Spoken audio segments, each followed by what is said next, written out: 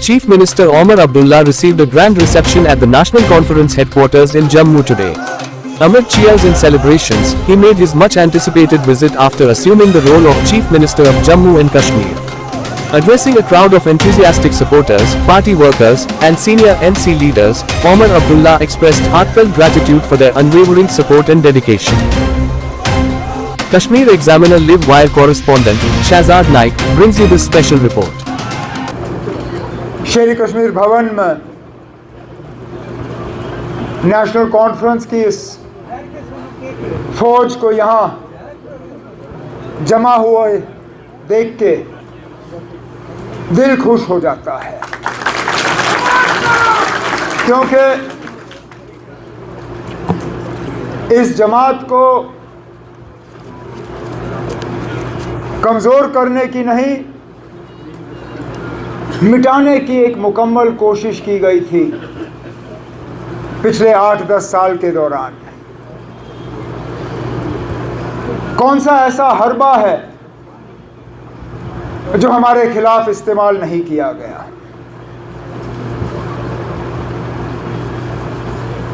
साथियों को डराया गया,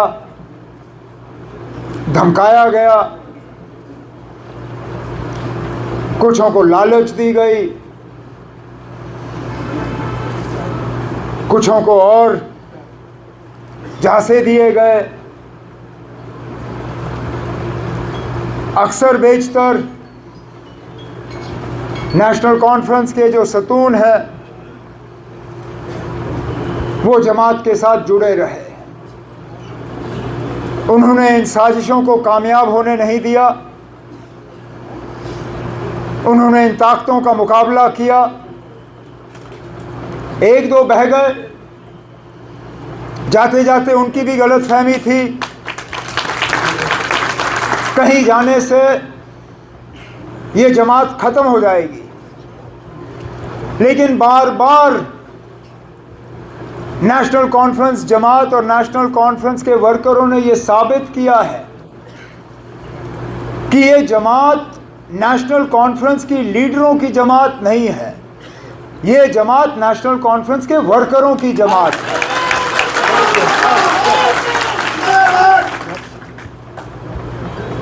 हमें ताकत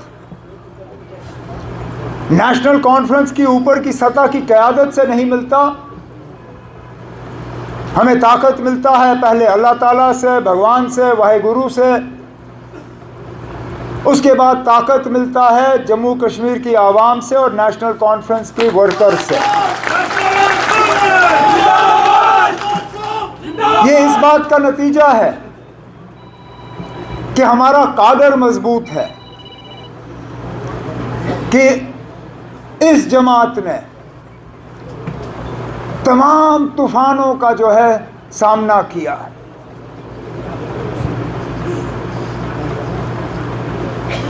वो कहते हैं ना,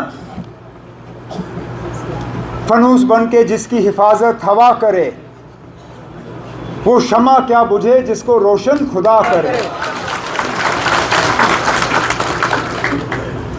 हमें बुझाने में मुझे बताएं ना, कौन सी कसर बाकी रखी गई थी? लेकिन कोई सोच भी नहीं सकता था कि इलेक्शन के बाद ये नतीजा होगा। और मैं जम्मू कश्मीर के लोगों को आज इस स्टेज के माध्यम से सलाम करना चाहता हूँ, जिस तरह उन्होंने अपने वोटों का इस्तेमाल किया और समझदारी से अपने नुमाइंदे चुने। अब क्या हमें और सीटें मिल सकती थी? बिल्कुल। क्या हम उम्मीद कर रहे थे कि इससे ज़्यादा हों? शायद अपने से नहीं, लेकिन दूसरों से। लेकिन एक एक सीट जो आज हमारे पास है, मैं उसके लिए दिल की गहराइयों से जम्मू कश्मीर के वोटरों का शुक्रगुजार हूँ।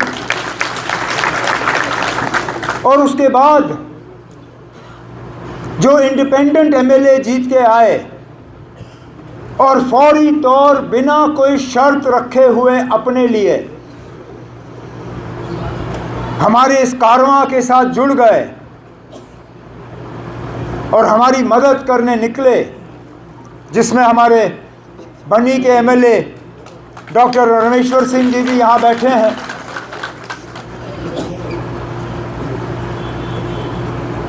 इलेक्शन के बाद जब इनसे मुलाकात हुई, जब बाकियों से मुलाकात हुई, इनमें से एक ने भी अपने लिए नहीं मांगा। जब बात की तो जम्मू कश्मीर के आवाम के हवाले से बात की, अपने असेंबली सेगमेंट के हवाले से बात की, अपने डिस्ट्रिक्ट के हवाले से बात की और कहा कि लोगों के जो मुतालबे हैं, मुश्किलात हैं, उनका अब हल होना चाहिए। हम बेसब्री से इस दिन का इंतज़ार करते रहे। 2018 में लोगों की चुनी हुई हुकूमत जब चली गई तो तब से लेके आज तक लोगों ने दर-बदर की ठोकरें खाई, मुसीबतों का सामना किया, उनकी आवाज़ कहीं पहुंची नहीं। मायूसी, परेशानी, दुख, दर्द। लेकिन आज मैं जम्मू कश्मीर के लोगों को ये यकीन दिलाना चाहता हूं कि अब आपकी सुनवाई होगी, आपकी आवाज़ अंधेरे में गायब नहीं होगी, आपके मुतालबे नहीं रहेंगे, आपके मुश्किलात जो हैं इंशाअल्लाह आगे जाके उन मुश्किलात को हम हल करके ही अपने आप को दोबारा लोगों के सामने पेश करेंगे। इलेक्शन के नतीजे निकले ही नहीं थे कि हमारे कुछ मेहरबान ये शोशा डालना शुरू कर गए थे कि आप जम्मू का कुछ नहीं होगा, जम्मू को नज़रअंदाज किया जाएगा, जम्मू को सज़ा दी जाएगी कि उन्होंने नेशनल कॉन्फ्रेंस के उम्मीदवार या कांग्रेस के उम्मीदवार को यहां से चुना नहीं। और मैंने पहले दिन से कहा, मैंने कहा यह हुकूमत सबकी होगी, इसमें नुमाइंदे सबके होंगे, इसमें आवाज़ सबकी होगी और हम खिदमत सिर्फ उन लोगों की नहीं करेंगे जिन्होंने नेशनल कॉन्फ्रेंस या अलायंस को वोट दिए। हम अगर खिदमत करेंगे तो पूरे जम्मू कश्मीर की आवाम की खिदमत करेंगे। डिप्टी सीएम बनाना कोई मजबूरी नहीं थी ना। इससे पहले भी जम्मू के डिप्टी सीएम बने हैं, लेकिन वो कोalition में मजबूरी की वजह। मुफ्ती मोहम्मद सैयद साहब, अल्लाह मगफिरत करे उन्हें, जब वो वज़ीर आला बने तो कांग्रेस के साथ उनका अलायंस था, अलायंस को उन्होंने ओहदे देने थे। मंगत राज शर्मा जी डिप्टी सीएम बने। जब गुलाम नबी आज़ाद साहब जम्मू से सीएम बने, डिप्टी सीएम बनाना था, कश्मीर को डिप्टी सीएम का दर्जा मिला।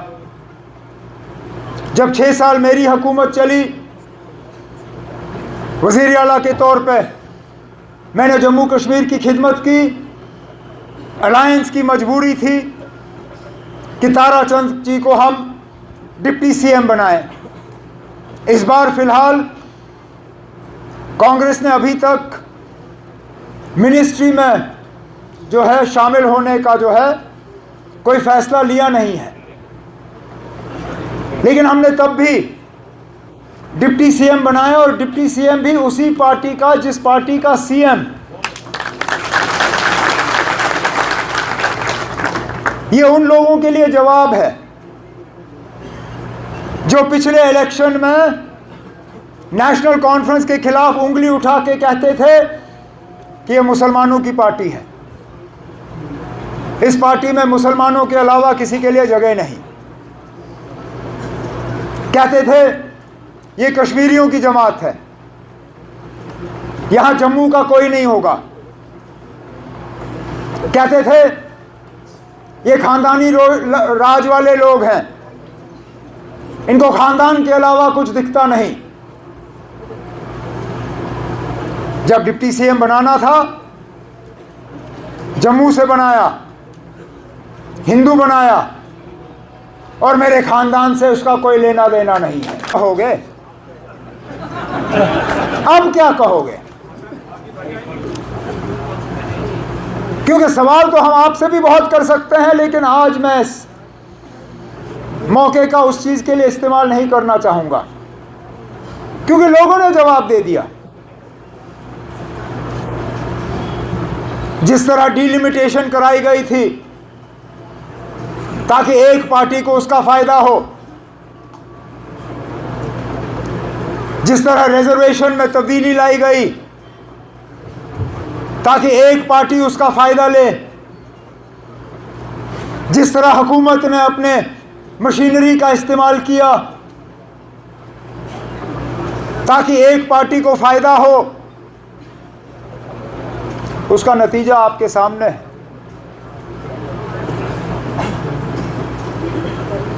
मतलब ये कि ये तमाम हरबे जो हैं ये आपको इलेक्शन तक पहुंचा सकती हैं, लेकिन इलेक्शन जितवा नहीं सकती।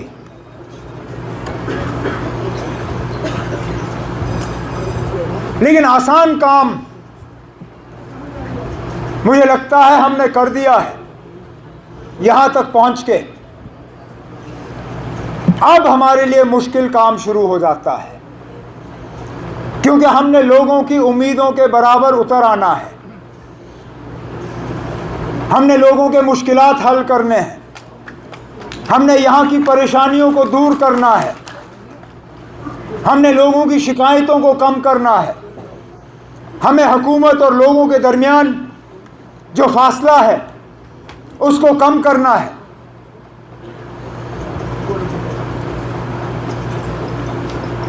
अब सदोत्रा साहब ने अपनी तकरीर में जम्मू के हवाले से बहुत सी बातें की कि ये भी मुद्दा है, ये भी है, ये लोग इस बात पे नाराज हैं, उस बात पे नाराज हैं।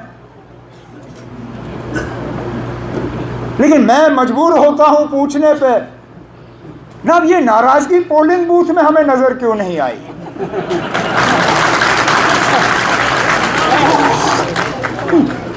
कश्मीर के लोग भी नाराज थे, लेकिन अपनी नाराजगी का इजहार वोट के जरिए किया। चिनाब में भी लोग नाराज थे, वोट के जरिए इजहार किया। रजौरी पुंछ में भी नाराज थे।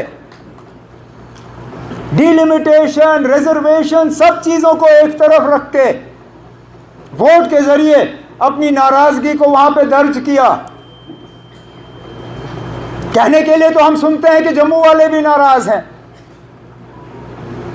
कोई कहता है कि दरबार मूव को लेके नाराज, कोई कहता है कि स्मार्ट मीटर को लेके नाराज, कोई कहता है कि बिजली बिल को लेके नाराज, कोई कहता है कि पानी की कमी को लेके नाराज, कोई कहता है कि बेरोजगारी को लेके नाराज।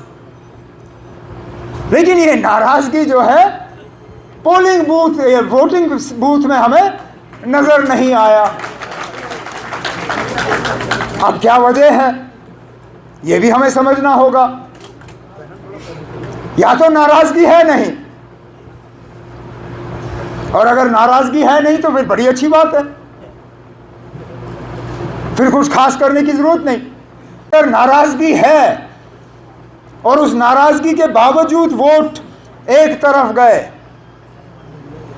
तो इस बात को भी समझने की जरूरत है ना कि आखिरकार हुआ क्या। लेकिन इतना मैं जरूर जानता हूं कि जैसे मैंने पहले कहा, वोट पैटर्न पे जो है हुकूमत चलाई नहीं जाएगी। इलेक्शन हो गए, लोगों ने अपना फैसला जो है सुना लिया, हुकूमत बनी है। अब हमारा काम है कि हम लोगों तक पहुंचें और उनके मुश्किलात और मुतालबे हल करें।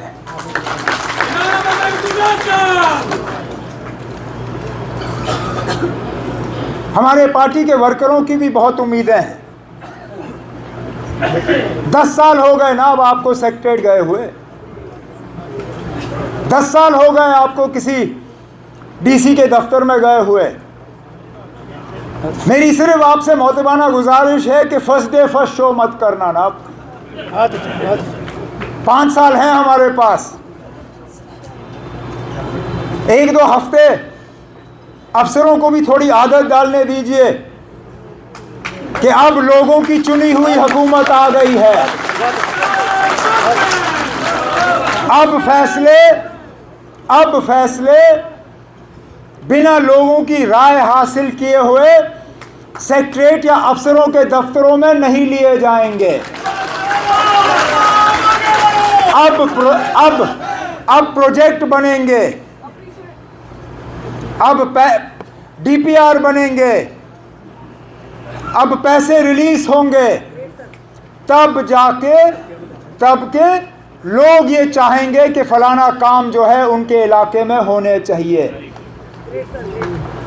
मैंने पहले ही सेक्रेटरीट में अफसरों से कहा हुआ है कि खासकर जो पंचायतों के प्रोजेक्ट बने इस साल, जो ब्लॉक के बने, जो डीडीसी के बने, जिनमें लोगों के नुमाइंदों की राय नहीं ली गई, चाहे वो डिस्ट्रिक्ट के लेवल पे हमारे चेयरपर्सन शमशाद शान क्यों ना हो, पूजा ठाकुर जी क्यों ना हो, बाकी क्यों ना हो, हमारे एमएलए हजरात, चाहे डॉक्टर रमेश्वर सिंह जी हों, सजाद शाहीन साहब हों, राजू साहब हों, जावेद साहब हों, बाकी हैं। अब मैं इनसे गुजारिश करूंगा कि मेहरबानी करके उन सब कामों को आप रिव्यू करके देख लीजिए कि क्या वाकई ये लोगों के मतलब के काम हैं, तब जाके ये उठने चाहिए और तब जाके इन पे अमल होना चाहिए।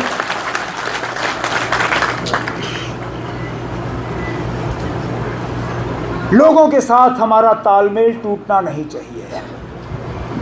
हुकूमत में सबसे बड़ा खतरा ये रहता है कि हुक्मरान और जो वोटर हैं उनके दरमियान फासला बढ़ जाता है।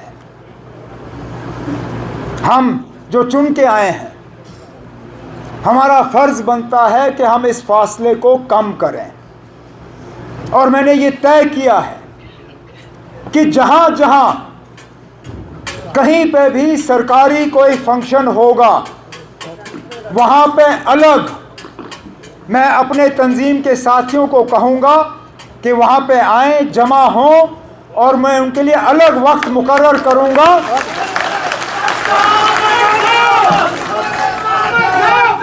उनके लिए अलग वक्त मुकर्रर करूँगा ताकि अपने साथियों के साथ बैठ के मुझे वहाँ पे ज़मीन की जो असलियत है उसका पता चले, और इससे फिर अफसरों को भी एहसास होगा कि यहाँ कम्युनिकेशन जो है वो सिर्फ अफसरों के ज़रिए नहीं बल्कि यहाँ ज़मीन से जुड़े हुए जो लोग हैं उनके ज़रिए हो रहा है।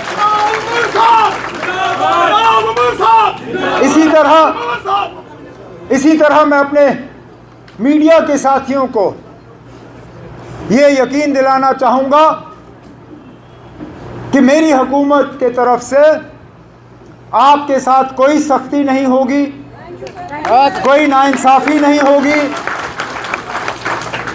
आपको इस बात की सज़ा नहीं मिलेगी कि आप मेरे खिलाफ कुछ लिखोगे। हालांकि मैं जानता हूं पढ़ना मेरे लिए मुश्किल होगा, मैं शायद पढ़ना या देखना पसंद भी नहीं करूंगा, लेकिन जमहूरियत में हम जमहूरियत को मजबूत कर नहीं पाएंगे अगर कि हम मीडिया को जो है अपना काम करने की इजाज़त ना दें। मैं जानता हूं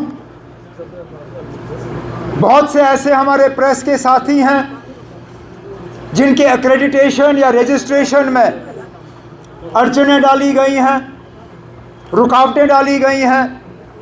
इनके रजिस्ट्रेशन और वो प्रेस कार्ड जो है वो इनको नहीं मिले।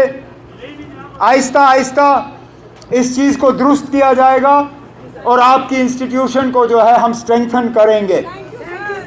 लेकिन थोड़ा सा आप रहम करिएगा,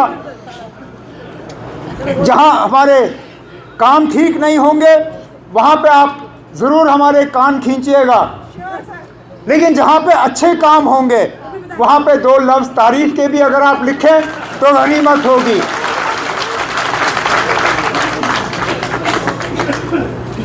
इस साल हमने सियासत के अलावा कुछ नहीं किया, थक गए ना। इलेक्शन लड़ लड़ के परेशान हो गए।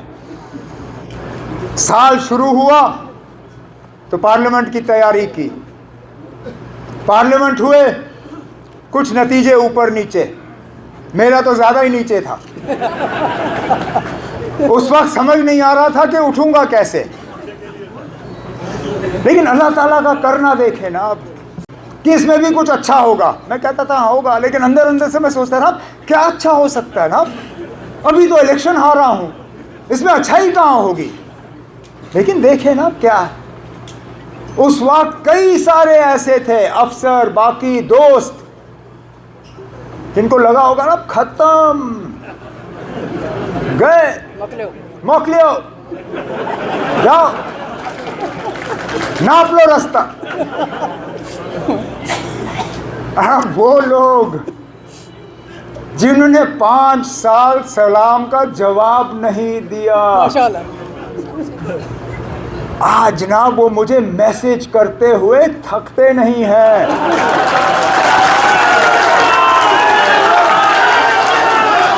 मैं कहता हूं ना, कुदरत भी क्या चीज है। 5 साल एक मैसेज भी नहीं कि जनाब आप ठीक हो, जिंदा हो, हम क्या कुछ आपके लिए कर सकते हैं या नहीं। अब मैं सुबह उठता हूं तो गुड मॉर्निंग सर, 1 बजे फोन देखता हूं तो सर लंच के लिए क्या खाया, 8 बजे फोन देखता हूं सर डिनर में क्या था, आपके लिए कुछ भेजूं तो नहीं, और 10 बजे रात को गुड नाइट सर, प्लीज अच्छे से सो जाइए।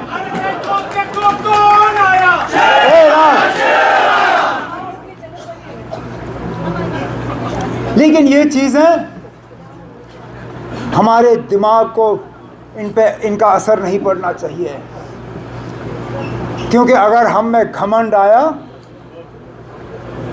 अगर हमें ये लगा कि हम अब बहुत बड़े 30 मार खान हैं और बस हम ही हम हैं और कोई नहीं है, जिस तरह लोगों ने आज हमें मौका दिया, खुदा ना खास्ता अगली बार लोग हमें सज़ा देंगे। तो पहले दिन से हमें ये तय करना है कि हम इस हुकूमत का गलत इस्तेमाल नहीं करेंगे,